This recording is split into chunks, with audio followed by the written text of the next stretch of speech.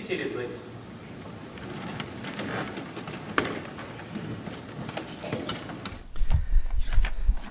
As most of you probably know, if you've been listening to the announcements, we had our elders, deacons, and preachers meeting.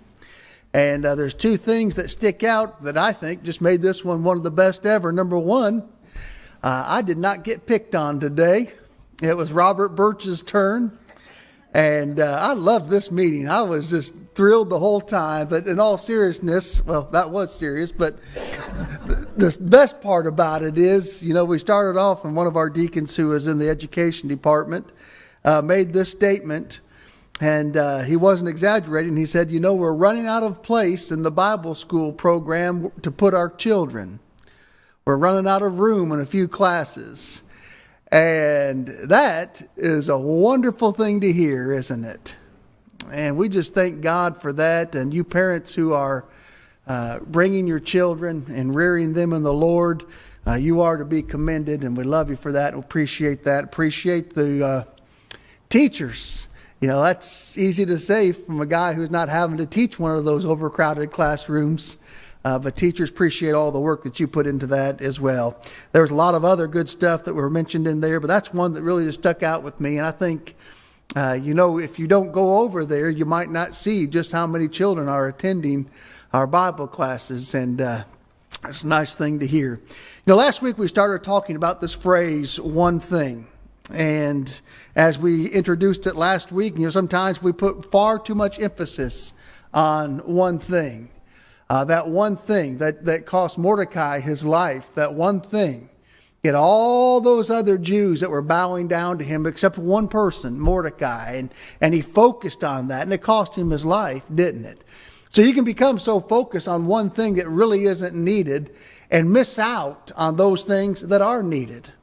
On the other hand, one thing might be of such importance that without it, all other things don't really matter at all.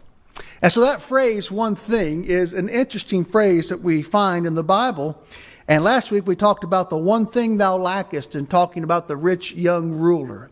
Had so much going on in his life, and if you would have looked, and this is how we do it, we look, well, man, that guy's 99.8% good. But there's one thing that he lacked, you see. And God said, you need to get that right and have a better attitude regarding those things, did Christ. Well, in Luke chapter 10 today, we come to Mary and Martha. And, we remember, I don't know if you remember that couple of lessons on the face-to-face with Jesus on the road to going to heal Lazarus, bring him back from the dead. We talked about these sisters. These are the sisters from Bethany. Jesus loved them so much, and they loved Jesus so much. They had him in their home and took care of him, provided for his needs. And there's no doubt a lot of love between Jesus and these two sisters. Well, this is one of the occasions when Jesus is in their home. And look at Luke chapter 10, starting with verse 38. Now it happened as they went that he entered a certain village, and certain women named Martha welcomed him into her house. Certain woman named Martha welcomed him into her house. And she had a sister called Mary, who also sat at Jesus' feet and heard his word. But Martha was distracted with much serving, and she approached him and said, Lord, do you not care that my sister has left me to serve alone? Therefore, tell her to help me. And Jesus answered and said to her, Martha, Martha, you are worried and troubled about many things, but one thing is needed, and Mary has chosen that good part which will not be taken away from her. One thing is needed. As we said, Jesus had a wonderful relationship with these ladies, and both of them loved Jesus very much. And if you remember on that account, when Jesus went to bring Lazarus back from the dead, he had an interaction with both of those sisters. And unless we think that there was something wrong with Martha, that Martha was not a good woman, that's not the case at all. She was a wonderful follower of Jesus. But in this occasion, as she had company in her home, she wanted to make sure that everybody was doing their part who had an obligation to entertain the guests in that house. Those who have traveled to other countries can really understand perhaps the importance that is placed on hospitality. And I know it's the same thing here as well. But the Indians have of course, they're, you can understand with all the different gods that they serve, how they might think this, but they have a thinking in their religion, and it's in their culture as well, that guests are gods. Guests are gods. And they're thinking that, you never know if one of the guests into your home might be a god, and so you treat a guest like you would one of their gods. Now, there's a lot of flaw in that, but the idea is hospitality is such an important thing to them. And it's that case in most parts of the world, especially in this time in which Jesus was living. Hospitality, to be inhospitable when somebody came into your home would be almost as bad as anything else that you could do. And that's how it was looked upon. And so Martha had some good reason to be upset. Here we have these guests in our home, but especially we have Jesus, all these people in our home, and I'm doing all the work. I'm the only one really being as hospitable as I should be, and my sister is not. And so she brings her complaint to Jesus. And no doubt, her work is admirable. It really is, the way that she goes to such a fuss. I remember several years ago, and not to get any of us husbands in trouble at all, but I remember this, it was in the newspaper, this comic strip, and this lady was just buzzing around the house trying to get everything organized, and the husband says to his wife, and says, "Honey, I doubt very much that the man from AAA who's coming to change the tire will even come into our house." But her, insinuated in that is, he might peek into my house, and if somebody's going to look at my house, it's got to be spotless. Now, I don't know how many of you can relate to that, but probably most of us, can't we, men? They're not going to answer. You're too smart for that. But we know what that's like, don't we? And if somebody else is going to come to their house, they just want it just spick and span as it possibly can be. Well, that's kind of the attitude that Martha is having here. I'm doing all of this. Jesus, say something to my sister that she'll do her part. And it's good to be industrious when it comes to keeping a good house and all of that, preparing nutritious meals, doing an enthusiastic job as you do that and cleaning the house. No doubt, it's a wonderful thing. But when she took this complaint to Jesus, I doubt very much, or else she probably wouldn't have taken it to him at all, that she expected this reply: "Martha, Martha, you are worried and troubled about many things, but one thing is needed, and Mary has chosen that good part." Mary has chosen that good part. Now, question. You have all these people in the house. There's a meal expected to be provided. There's hospitality expected to be provided. Is there just one thing that's truly needed in that? No, you had a lot of other things that you need to do in order to prepare for a house full of guests. You needed, if there's going to be food, you needed to cook the food. You needed to set the table. You needed to provide a place for everybody to sit. A lot of all of these things that were needed to know. What Jesus is talking about here, there's only one thing more important than anything else going on in this house today. There's good fellowship, there's good food, there's good visitation, and all these things that are taking place. But Martha, there's one thing that's more important than everything else that's taking place in this house. And Mary has chosen that one thing. And by implication is, Martha, you should recognize it and enjoy it as well. We talk a lot about our needs. What do you need? Well, I need a better job. I need more income. I need a larger house. I need more closet space. I need this. I need that. And aren't all of these things wants more than they are needs? We want a lot of things, but how much do we truly, truly, truly need? Our real needs, in a material sense, are very few and far between. Probably for most of us in this place right now. Are really few and far between. In fact, Jesus said one thing is needed, and it wasn't something that was material. It was that which could not be taken away to the one who received it, from the one who received it. One day, everything we will have to turn loose of, all of these things in life that we've accumulated, we'll have to turn loose of.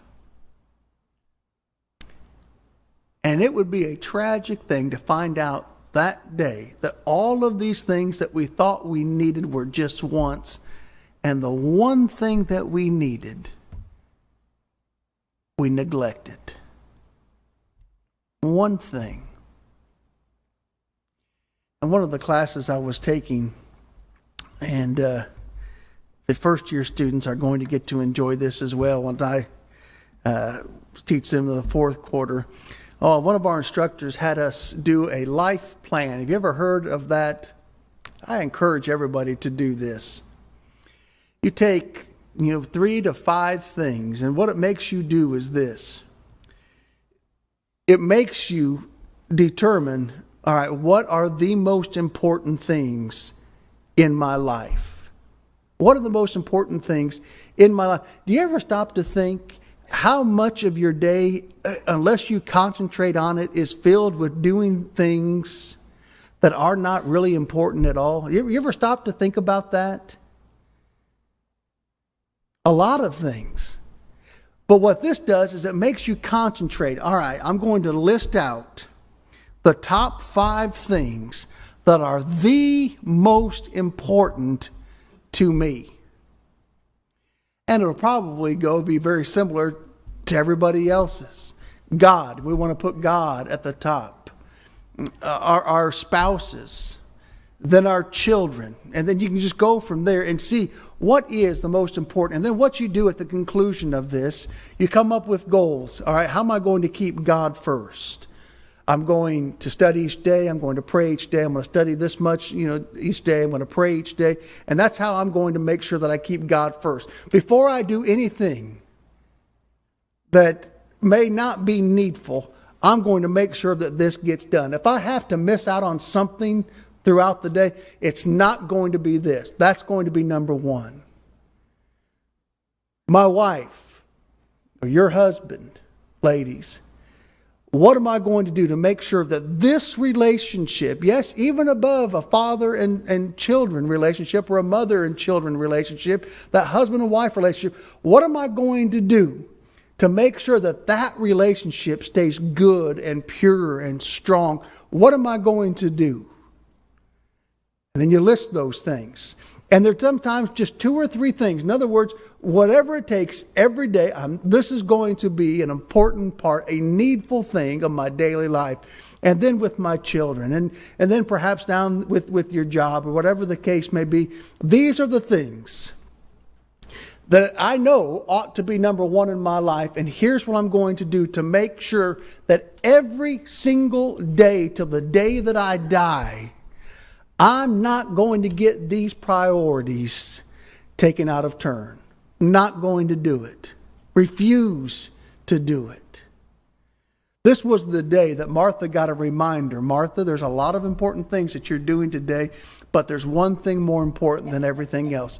Sitting down and listening to God in the flesh talk. That's what you need in your life. What is the one thing needful for you? And I know this is a Sunday afternoon. You're here after a morning worship. But it is so easy to get distracted from life. As a matter of fact, that's Satan's main tool, isn't it? He doesn't have to convince you that church is not important. He doesn't have to convince you or try to get you to hate your wife. He doesn't have to try to get you to do this or that. What he has to do is to distract you And if it can distract you and take your mind off of spiritual things, off of those important relationships in your life, if it can get you and just take your mind off of them, you don't have to speak blasphemy. You don't have to speak out against God. You just have to forget about him for a little while. And that's his biggest tool that he can use against you. One thing is needed this week. As we leave this place today, let each of us be reminded each day there's one thing that must come first in my life before anything else. That's my relationship with God. How's that going? Whatever it is, that is going to come first. And it might be that you write yourself a note and remind yourself every morning, put God first. And here's how I'm going to do it. Is God first in your life? It might be that both you and he knows it. If he's not, he knows it for sure. Whether you know it or not yet, he knows. But he knows. Might be that you just need to go home and talk with him about it. Say, God, you know and I know I've not been doing all the things that I should be doing. You've not even been second, third, fourth, or fifth on my list of priorities. Today that's going to change. You need to talk to him about it. But it might be that you've done it in a way that other people may have known about it. You might want strength from other people. We would love, that's what we're for. If we can help you, if you can help me, let's help one another. Keep God first in one another's life. Or perhaps you've never obeyed the gospel of Christ. Today is the day to do it. Today is the day. You want to put him first? There's one thing needful for you today above all else. If your soul's not right with God, there's only one thing you truly need to do today. Before eating, before sleeping, before anything else, there's one thing you need to do. You need to be baptized. If you believe that Jesus Christ is the Son of God, if you're ready to repent and confess your faith, be baptized today, and you'll have completed the biggest thing you'll ever do in your life. And then live faithfully until death. Won't you come while together we stand and sing this song?